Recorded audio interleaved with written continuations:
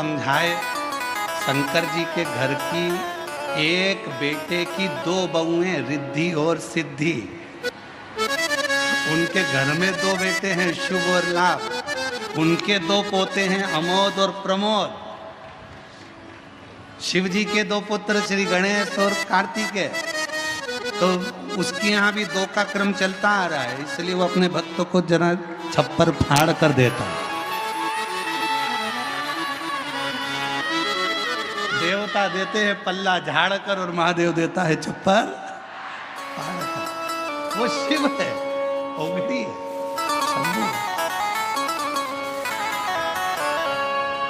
अभी इसमें बहुत, अगर हम आपको अगर ये पत्र दे नीचे और आप अगर छाटोगे तो इसमें बच्चों के पत्र इतने सारे हैं और उसमें सबसे ज्यादा है जुड़मा वाले।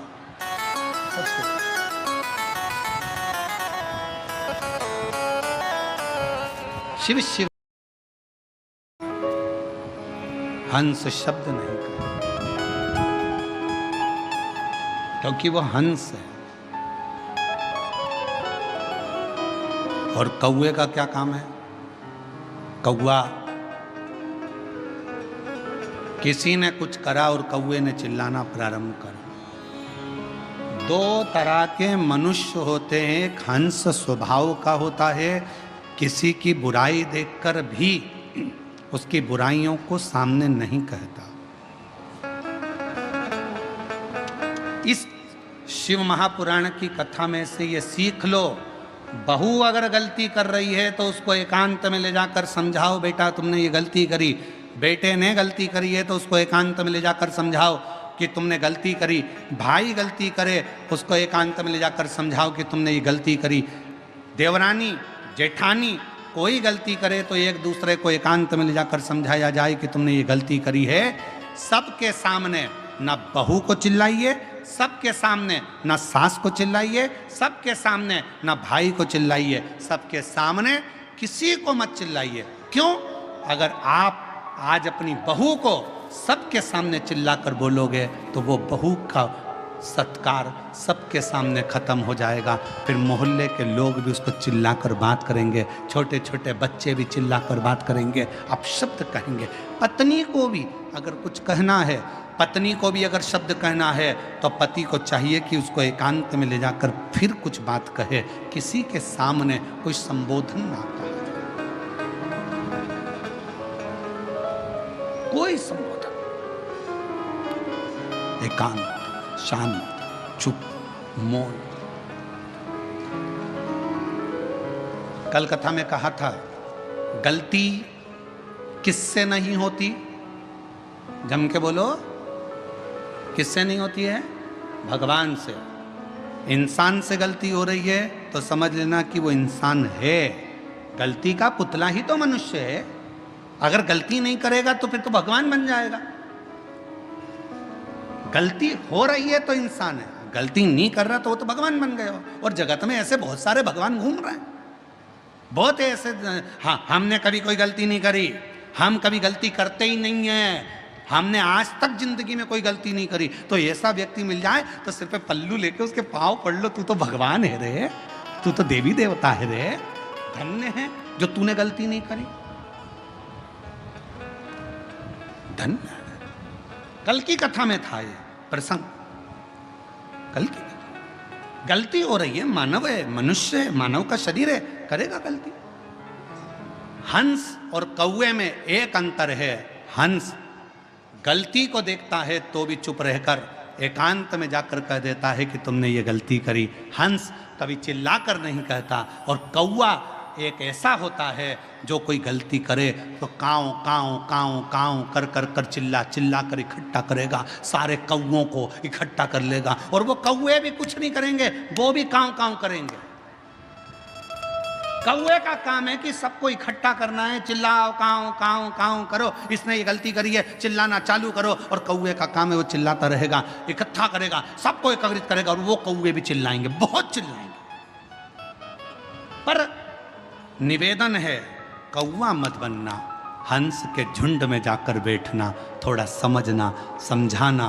चलो, अगर किसी व्यक्ति ने गलती करी है तो अपन हंस बनो, उसके पास चलो, बात करो, एकांत में बैठो, समझाओ, कौवे जैसे चिल्लाने का प्रयास ना करो। बहू ने गलती करी है, बेटा तूने गलती कर दी, आज तुझसे ये गलत हो गया, कोई बात नहीं मम्मी, आपने मुझे अकेले में समझाया, अच्छा लगा माँ, माँ हो ना इसलिए समझा रही हो, अच्छा लगा। भाई भाई को समझाए।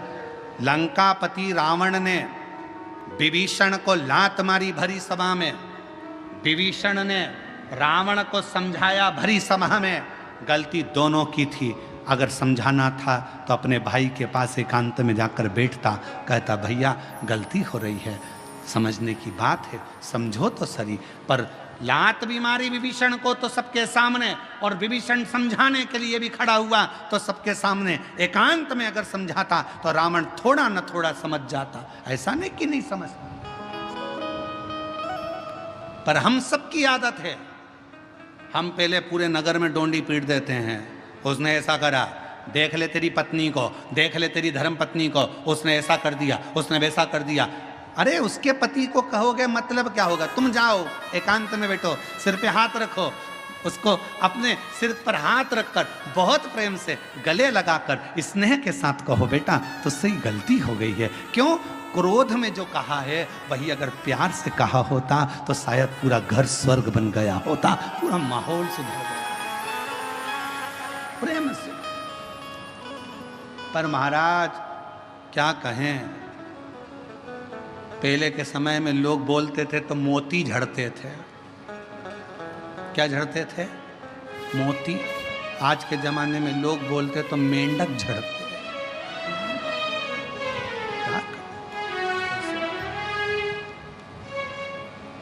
स्नेह करो।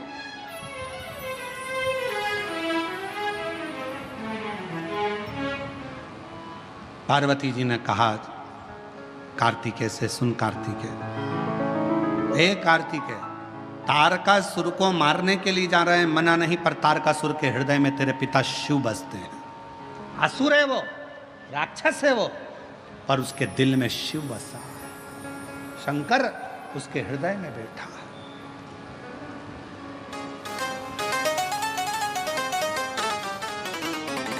कभी कभी अपने स्मरण करना, एकांत में बैठकर सोचना, विचारना, अपने पर भगवान शंकर की इतनी कृपा कैसे है, तो तुम्हें अंदाजा लगेगा।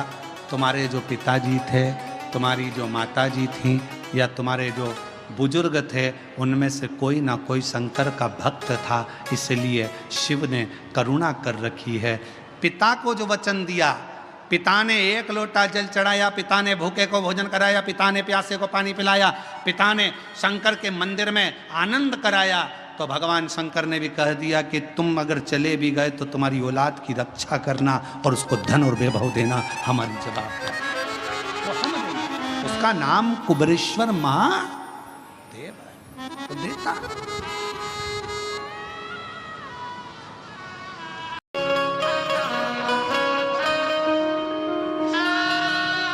शिव कथा करें।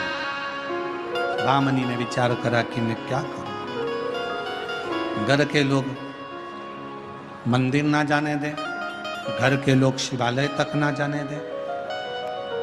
होता है किसी किसी घर में, आप लोग जल चढ़ाने के लिए मंदिर जाते हैं, या कोई उपाय करने के लिए मंदिर जाते हैं, या कोई व्रत करने के लिए मंदिर जाते हैं, तो घर के लोग नाराज हो जाते हैं, क्रोध करते हैं, चिड़चिड़े हो जाते हैं। तो हमारा निवेदन है, अगर मंदिर तक नहीं पहुंच पा रहे हो, घर के लोग मना कर रहे हैं, घर के लोग अगर मना कर रहे हैं तो उनकी बात को स्वीकार करो, मत जाओ।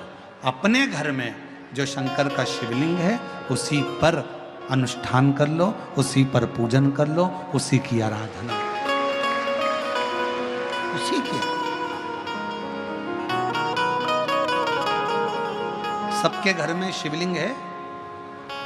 जम के तो बोलो, है छोटा छोटा शिवलिंग? होना चाहिए। घर के अंदर अगर छोटा सा शिवलिंग है तो तुम्हारे यहाँ आने वाली सारी विपदा, घर में कैसा भी वास्तु दोष हो, कैसा भी पितृ दोष हो, कैसा भी कालसर्प दोष हो, और दुनिया का व्यक्ति कितना भी टोना करे, टोटका करे, दुनिया का व्यक्ति कितना भी तुम्हारे लिए चौकी बिठाए, चाहे कितना भी गलत करे, अगर घर में शिवलिंग विराजमान है, किसी की सामर्थ्यता नहीं है कि उस पर कुछ हो सके। शिवलिंग का सबसे पहले के समय में लोग कहते थे कि घर में शिवलिंग है तो सूना मत छोड़ना, रोज जल चढ़ाना जरूरी है, पूजन करना। शिव महापुराण की कथा कहती है, घर के अंदर अगर शिवलिंग है, तुम 2 महीना, 5 महीना, 4 महीना, 6 महीना, 3 महीना, 1 साल, 15 दिन, 20 दिन के लिए अगर मान लो बाहर भी जा रहे हो, कहीं चले भी जा रहे हो, तो चिंता करने की जरूरत नहीं है। शिवलिंग के ऊपर एक चावल का दाना, एक बेलपत्र चढ़ाकर तुम कहीं पर भी चले जाओ, शिवलिंग कभी दोष नहीं देगा, तुम्हारे को बद्दुआ नहीं देगा, कभी नहीं देगा। आप आराधना करिए शंकर की, आप पूजन करिए शिव की।